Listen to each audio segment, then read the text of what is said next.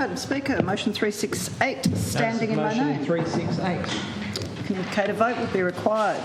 Thank you. Madam Speaker, the Many Colours One Direction program in the Northern Territory sure has been in the news a lot lately, and it's certainly dominated debate in this House. And I recall what my colleague, the member for Clark, Ms Ogilvie, said this morning when she truthfully stated that there isn't a member in this place who isn't concerned about the well-being of children and young people. And that's the overriding principle here, Madam Speaker, that whether you're in government and the minister or the Labor opposition or the Greens, we're having this debate because of our sense of responsibility towards Tasmanian children and young people. Madam Speaker, we had a briefing at lunchtime from the Secretary of Communities Tasmania, as well as the Deputy Secretary, who is in the Northern Territory at the moment, as well as the Child Advocate, and I'm thankful for that briefing. I understand that there's a level of reassurance in the department that the children are safe and a belief that the children are progressing well, and this is what we have heard from the Minister and indeed the Premier. But there are some bedrock principles here, Madam Speaker, and that is that we are failing at-risk and troubled young people when the only apparent option for them is to send them to a remote facility 3,000 kilometres away in the Northern Territory, Madam Speaker. The Greens believe very strongly, Madam Speaker, that we need a local therapeutic bush therapy alternative, and that delivery of that service should be prioritised by the Tasmanian Government and the Minister in his portfolio. Now, I take on board what the Minister has said about media coverage, and also that message was reinforced at the briefing, that the media coverage is certainly being, that the young people at Many Colours One Direction are aware of the debate that's happening down here and of the media coverage. And there's a concern that ongoing media debate will impact on those young people. And of course, Madam Speaker, we're very mindful of that. And that is why, from the Greens' point of view, we've tried to deal with this issue as thoughtfully and as sensitively as is politically possible. But, Madam Speaker, in a democracy, a free press is sunlight. It is the best way, often, of understanding the true nature of a situation. And if the allegations that have been made in the media are in any way true, Madam Speaker, then it is deeply concerning. And I recognise that there is a review underway, and that review will report at the end of October, Madam Speaker. We do look forward to the outcome of that review, and I am a bit concerned that it has already been predetermined by the Minister himself. Madam Speaker, we are the only jurisdiction that sends at-risk young people to the Many Colours One Direction program. The only one in Australia that does that. And that raises questions. Why have other states and territories not also sent their at-risk young people to this facility? Well, Madam Speaker, I think it's about political will.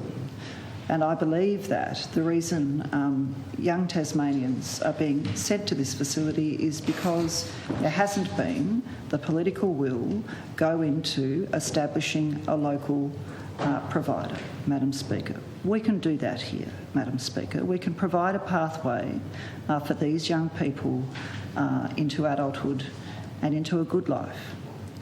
It's really important, Madam Speaker, that we remember what kind of young people we're dealing with here. These aren't, as the Mercury newspaper would have it in its coverage, that young bloke who borrowed that car, he's not a hoon, Madam Speaker. He's no hoon. He's a teenager who's had a really hard life, and that hard life began probably before birth, Madam Speaker. These kids were in many ways born right behind the 8 ball.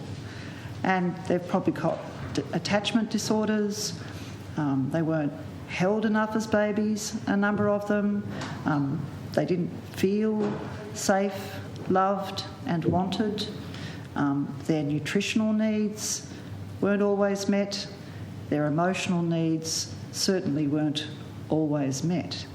And these are kids who've crashed into adolescence without some of that solidifying foundation that most of us have, or most of us had, Madam Speaker. They've entered adolescence not feeling particularly loved or safe or wanted. And in those circumstances, some young people will resort to extreme behaviours. They will be a danger to themselves and to others. So, of course, it requires, in responding to their needs, a very sensitive and compassionate clinical and therapeutic approach. And it requires us to have faith and a belief in the capacity of people to recover from trauma.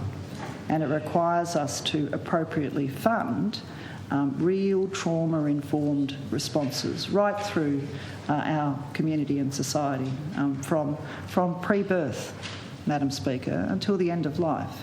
Because too rarely, I think, is trauma understood as a causative factor of aberrant or extreme behaviours in people, and mental illness, addiction, self-harming behaviours. A lot of it has its foundation in trauma, and the children who have been sent to Many Colours, One Direction will invariably have trauma in their background.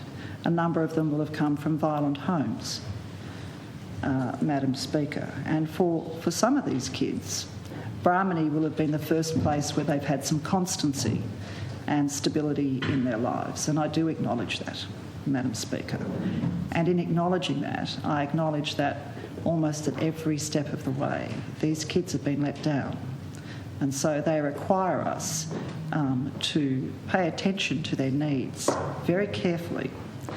Now, Madam Speaker, the Greens will always believe the best place for us to respond to these needs, the needs of these particularly young people, is on this island,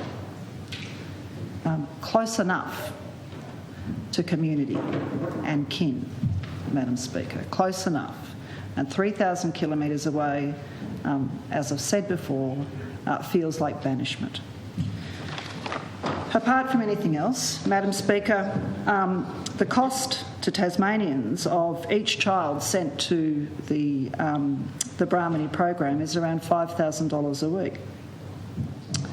Now, although this is not a major concern of the Minister, it still rings alarm bells with us that reliable witnesses have produced compelling evidence that Alan Brahminy has fabricated a background story about being abandoned or found on a riverbank as a baby and adopted by an Aboriginal family.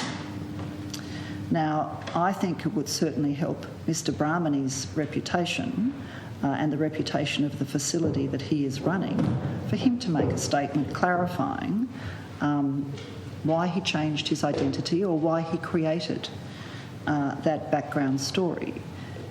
People who are looking after at-risk young people should tell the truth about who they are and where they came from. It should be a fundamental, Madam Speaker. We know from the media reports, Madam Speaker, that there are allegations of mistreatment at that facility. We also know that communications, telephone calls between residents and their families back in Tasmania or other significant people in their lives are monitored. Now, I asked about that today in the briefing, and I understand there are at times good reasons to protect the young person themselves by making sure you've got a some sort of monitoring capacity or a person there who's able to help that young person should the phone call go pear-shaped, Madam Speaker. We are disturbed by the philosophy of tough love, Madam Speaker. You either love someone or you don't. And I know that there is a view that that in order to regulate the behaviour of young people in this situation, that time out might work for them, or denying them certain food privileges may work to change their behaviours.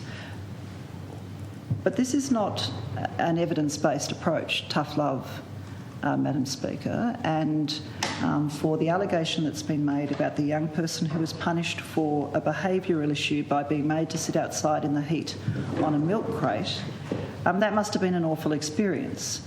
So that allegation needs to be examined in the department's review, Madam Speaker. And the department's review process, I am still concerned the terms of reference are too narrow. So the terms of reference say the review will respond and provide information on the following matters. 1, the safety and wellbeing of young people currently placed at MCID. The allegations and matters raised by and following the ABC reports, the effectiveness of current oversight and due diligence mechanisms in place for Many Colours One Direction, the overall effectiveness and outcomes of the program, including the therapeutic benefits for young people. So where those terms of reference, we believe, Madam Speaker, are inadequate is in their ability to invite input from people who have previously been in the program or their families. And I understand, Madam Speaker, that there'll be some people connected to that program who are angry about it for a range of reasons. And some of those responses will be visceral, emotional responses. Some people won't always have their facts right, Madam Speaker, but a number of really serious allegations have been made about this program by young people who have previously been resident there and their families, and the review should be able to capture that testimony, Madam Speaker. It's not good enough to say we'll only look at the cohort of young people who are in there now. We'll only ask that bunch of half a dozen young people what their thoughts are on the program when, as we know, it started, the sending of young people there started some 5 years ago. So there will be, if you like, an alumni of Many Colours One Direction and young people who've been through there. And I think it would it would serve the review very well if those young people were also invited to tell their story about their experience at Many Colours One Direction. Now, I also know that the scope of the review precludes any investigation of Mr Brahminy's background, and as the Minister says in his response to the letter I wrote querying the deficiencies in the terms of reference, the Minister says it's primarily a matter for Mr Brahminy to answer questions regarding his identity as they relate to him and not the program. Well, Madam Speaker, he's the principal. Oh, okay, sorry. The Department will, however, consider how concerns raised regarding Mr Brahminy's identity impact on the program and the safety and wellbeing of the young people involved. This is our key consideration and responsibility. It's good to have that clarified, Minister, but it certainly wasn't in the terms of reference, which is why we raised it as an issue. You answered it in your question. So if we go now to the Children, Young Persons and Their Families Act, Madam Speaker, Section 10G of the Act is quite prescriptive about how young Aboriginal children, I acknowledge not all the children at Many Colours One Direction right now are Tasmanian Aboriginal, identify as Aboriginal, but as I understand it, 4 out of the 6 children there do. And 10G of the Children, Young Person and Their Families Act, as it relates to Aboriginal children, is very clear. 1. Aboriginal families, kinship groups, Aboriginal communities and organisations representing the Aboriginal people have a major self-determining role in promoting the well-being of Aboriginal children. 2. A kinship group, Aboriginal community or organisations representing the Aboriginal people nominated by an Aboriginal child's family should be allowed to contribute to the making of a decision under this Act in relation to the child. 3. An Aboriginal child, as far as is practicable, should be placed with a person in the following order of priority. A member of the child's family. B, an Aboriginal person in the child's community in accordance with local community practice. C, another Aboriginal person. D, a person who, 1, is not an Aboriginal person but, 2, subclause 2, in the Secretary's opinion, is sensitive to the child's needs and capable of promoting the child's ongoing affiliation with the culture of the child's community and, if possible, the child's ongoing contact with his or her family. 4, as far as is practicable, an Aboriginal child removed from his or her family and community should be placed in close proximity to them. So, Madam Speaker, apart from that little clause, the subclause in that provision of the Act that allows the Secretary to make an informed decision in the best interests of the child in relation to an Aboriginal child, that section of the Act makes it really clear that when you're dealing with an at-risk child who identifies as Aboriginal, to the greatest extent possible, they should be kept here on island and have some connection to kin and to country. Madam Speaker, and that's not what's happening 3,000 kilometres away in the Northern Territory. Now, I accept that because the Secretary of the Department is in effect the parent of those children, that to the greatest extent it's possible from 3,000 kilometres away, the Secretary or the Department is working to monitor the well-being of those children and provide a measure of oversight. But the bottom line is, Madam Speaker, that's a very big ask from 3,000 kilometres away. It's a particularly big ask during a global pandemic. So there will be deficiencies in how the department is able to ensure that those children are flourishing, that they're safe, Madam Speaker. And that brings home the need to have a Tasmanian-based bush therapy response for these young people, and it absolutely should be prioritised. We recognise with something approaching alarm, Madam Speaker, that the Commissioner for Children and Young People has no jurisdiction beyond this island's borders, none at all. So the circumstances that those 6 young people are in are not under the scope of the Commissioner for Children and Young People's area of responsibility. Now, we know that in the department there is a child advocate who has been working with those young people, and that's very, very positive, Madam Speaker.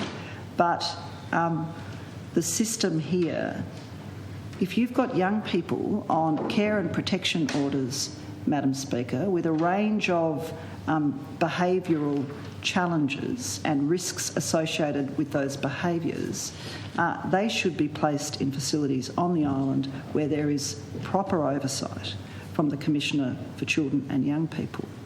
And it raises the need to amend the legislation that establishes the statutory office of the Commissioner for Children and Young People to ensure that no matter where they are in the country, young people, young Tasmanians on care and protection orders should be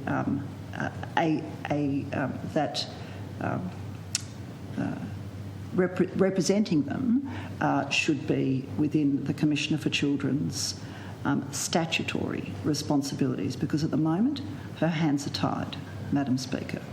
Now, as I said in the debate earlier today, I did have a conversation with the Commissioner about what would need to be in place for young people on care and protection orders with particular behaviours to establish a bush therapy program in Tasmania. You need clinical and therapeutic support. You need, to the greatest extent possible, a connection to culture and kin. But you also need the remoteness of a wilderness or a bush facility. You need to have something that's at some distance from the potential for risky behaviours by the young people who are part of that program. But certainly this issue should bring home to the Minister how important it is that the Commissioner for Children and Young People has at least a measure of oversight of young people who are sent beyond the state's borders.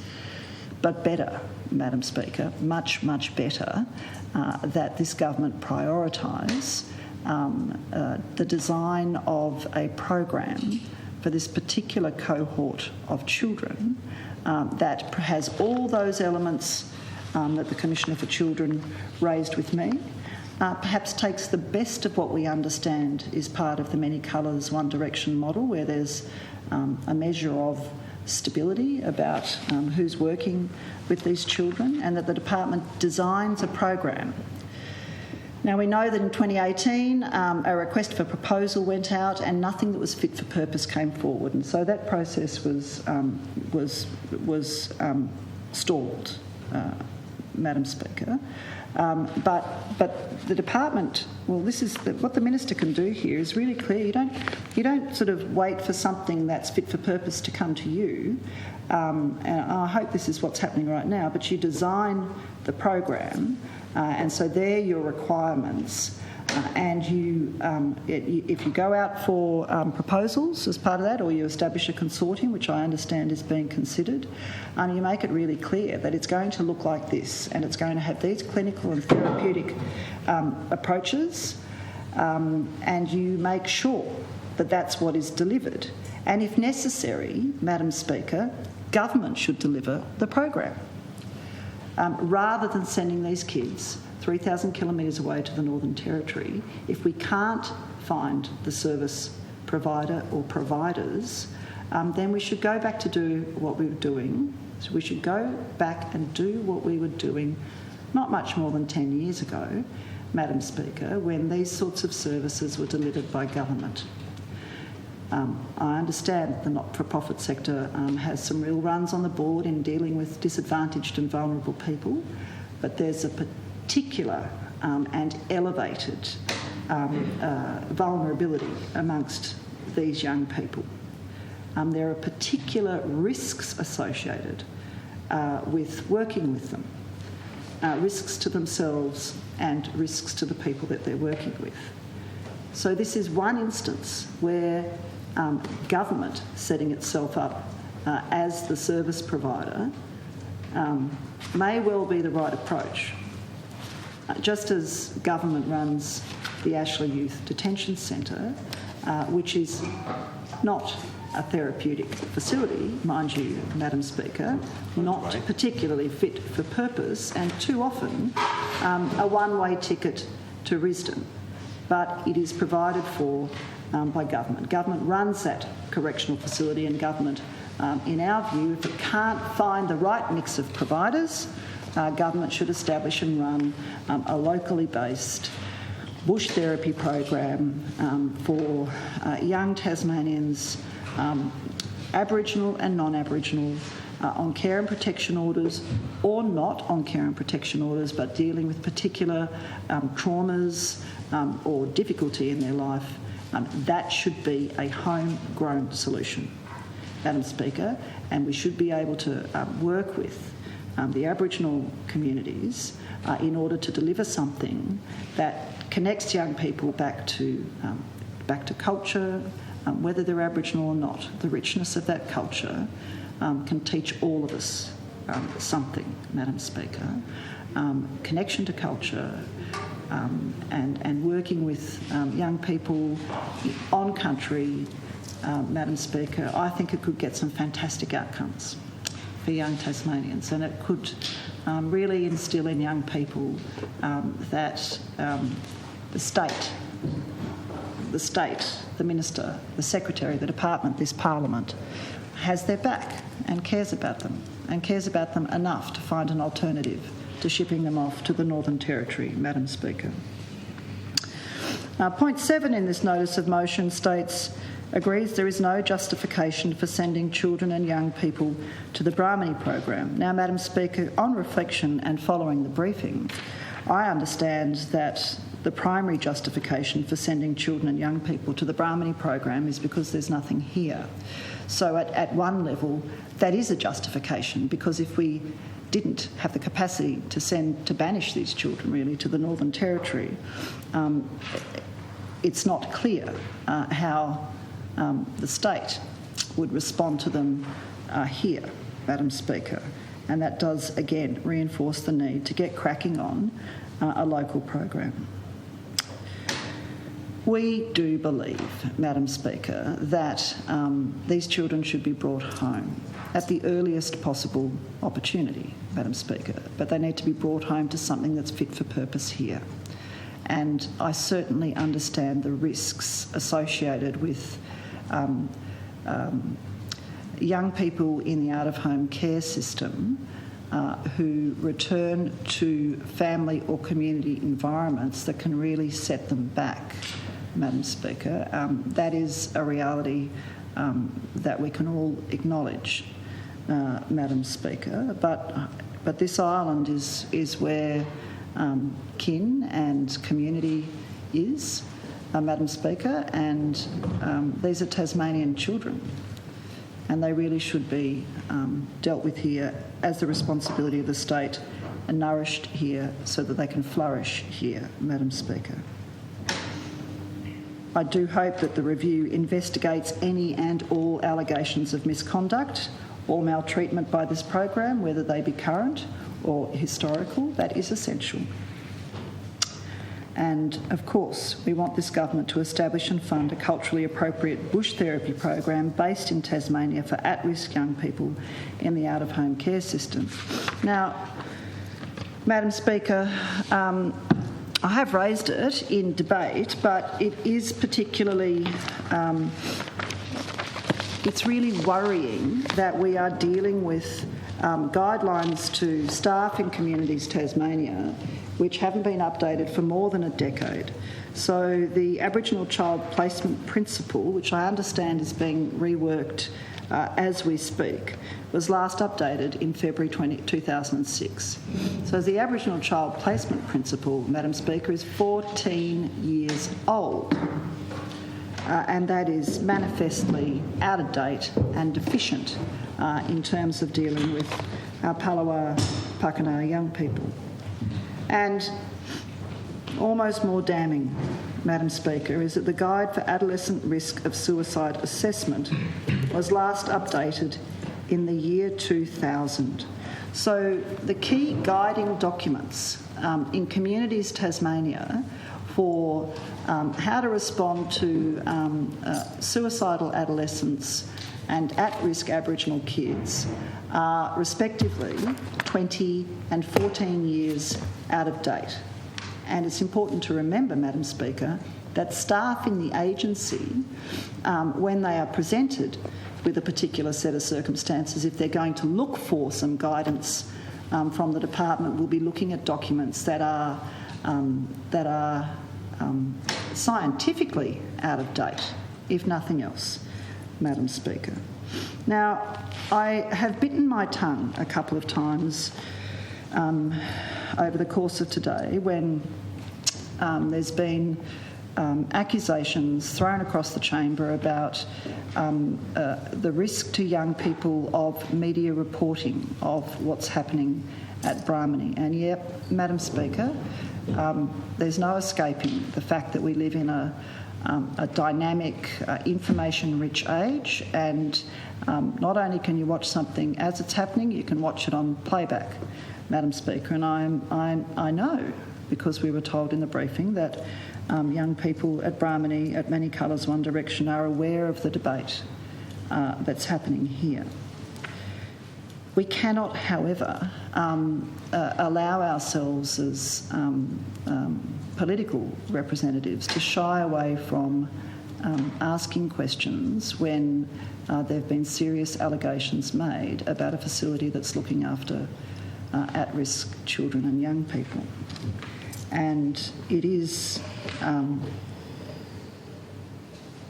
it was hard to stomach this morning listening to the Premier and the Minister have a crack at us for raising these matters so that they end up in the media. When I remember, Madam Speaker, I remember the 19th of September 2013. I remember it very clearly. I was sitting on the government side of the chamber. It was just a bit over 2 months after my sister took her life.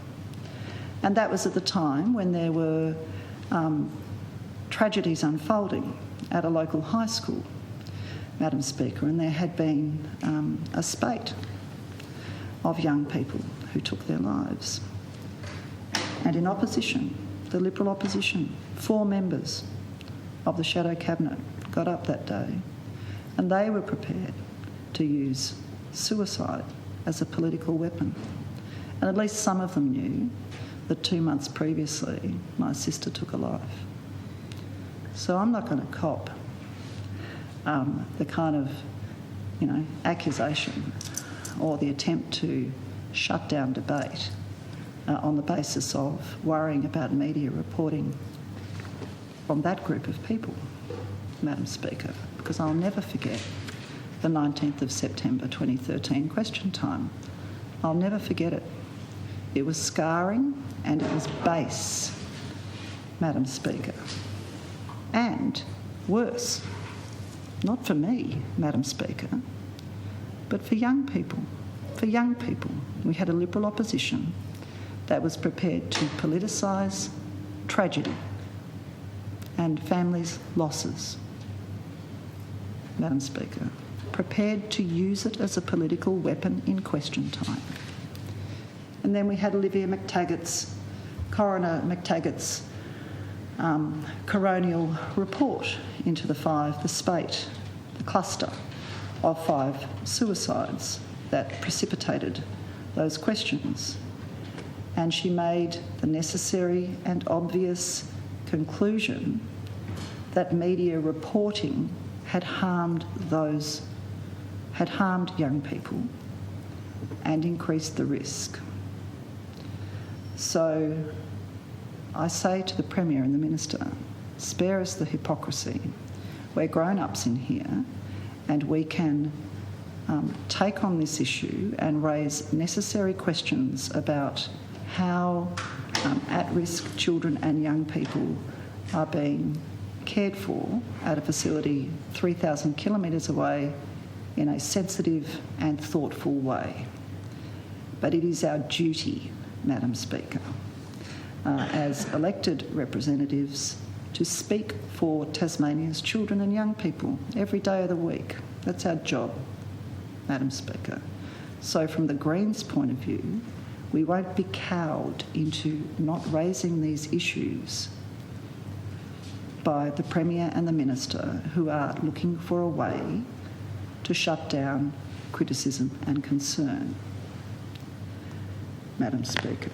So I do commend this motion to the House. I hope that it has a measure of support.